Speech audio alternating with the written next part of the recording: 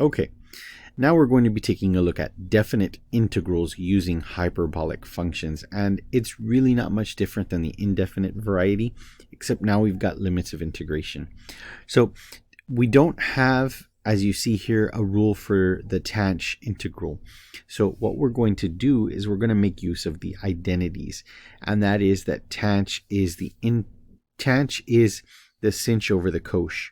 So we're going to rethink this.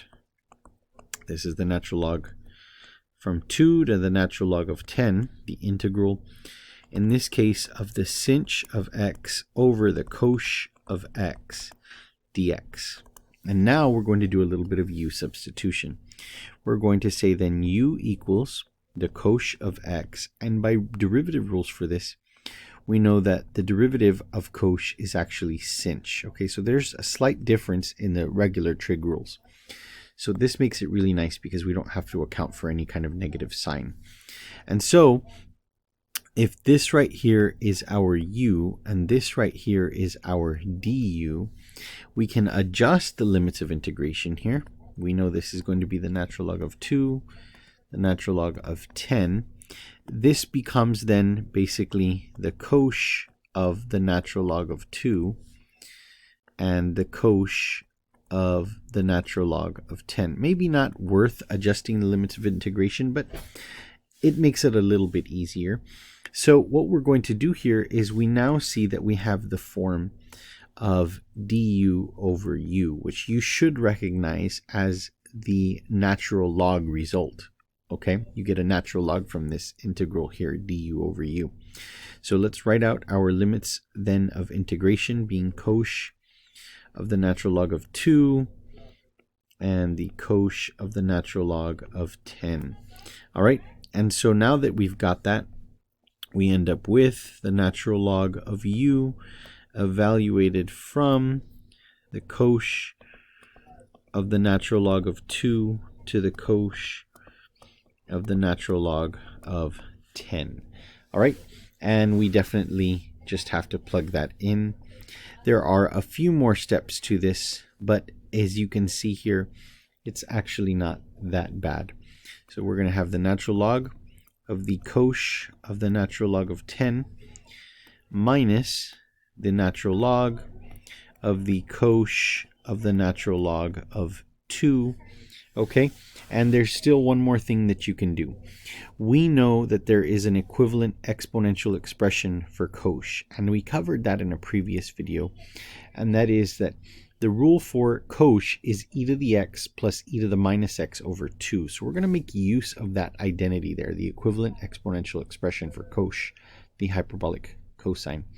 So let's take a look at what that looks like. So I'm going to write that over here, and that is that the natural log of the absolute value of e to the natural log of 10 minus e to the negative natural log of 10, all divided by 2, okay, will equal,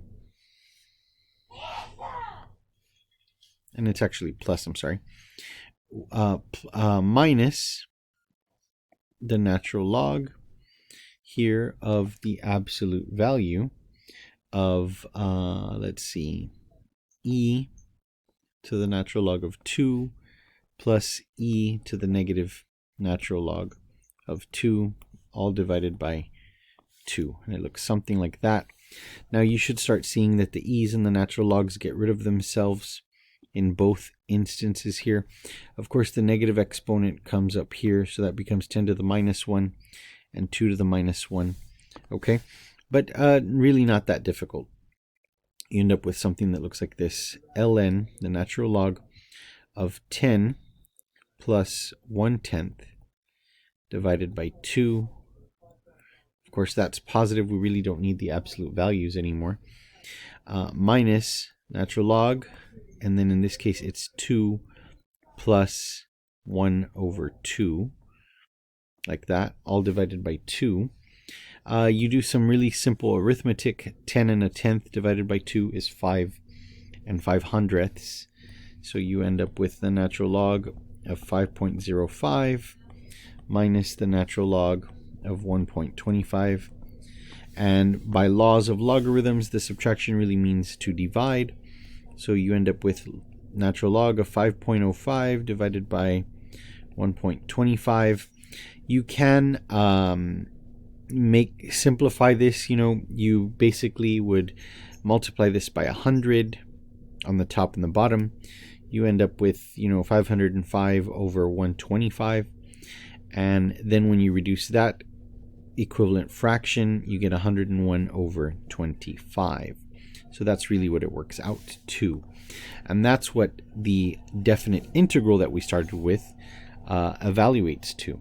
So let's go ahead and take a look at one more example here, and on the next example we are going to take a look at, and this one is number 16, if you will. We're going to take a look at the cosh integral. All right, so the cosh, and we're going to evaluate this from 0 to the natural log of 7. Okay, so the cosh integral. All right, and it's not terribly bad, because this one right here, cosh of x dx from the chart here is just sinh plus, well, just sinh, because this is a definite integral. So we're ready to go. This right here just evaluates to the sinh from 0 to the natural log of 7, and there's really nothing to it. Let's see here. The sinh, let's see here. The sinh of the natural log of 7 minus the sinh of 0. Okay, so we again apply our concepts of the equivalent exponential expressions. E to the natural log of 7 minus, in this case, e to the negative natural log of 7 divided by 2 minus, in this case, e to the 0 minus e to the negative 0, which is still e to the 0, all divided by 2. Okay, now you should see here that the e to the zeros cancel themselves out, leaving you with 0 divided by 2, which is 0. So we no longer concern ourselves with this. But the next part we do work with. The e to the natural logs get rid of themselves. This comes up, becomes 7 to the minus 1. We end up with something that looks like this: 7 minus 1/7 divided by 2, which when you do this, these fraction operations, you end up with, in the numerator, 48 divided by 7 divided by 2. And as I always tell my students, when dividing fractions, always remember to KFC. So keep the first fraction, 48 over 7, flip the second fraction, the 2 becomes 1 over 2, and then change the sign from division to multiplication. We end up with 24 over 1, which is 24 over 7 when you think about it and put it all together. So this right here being the answer for this definite integral problem. So again, really nice definite integrals using these hyperbolic functions and their integrals. Not much to it. As always, I hope this video was helpful, and remember, like and subscribe.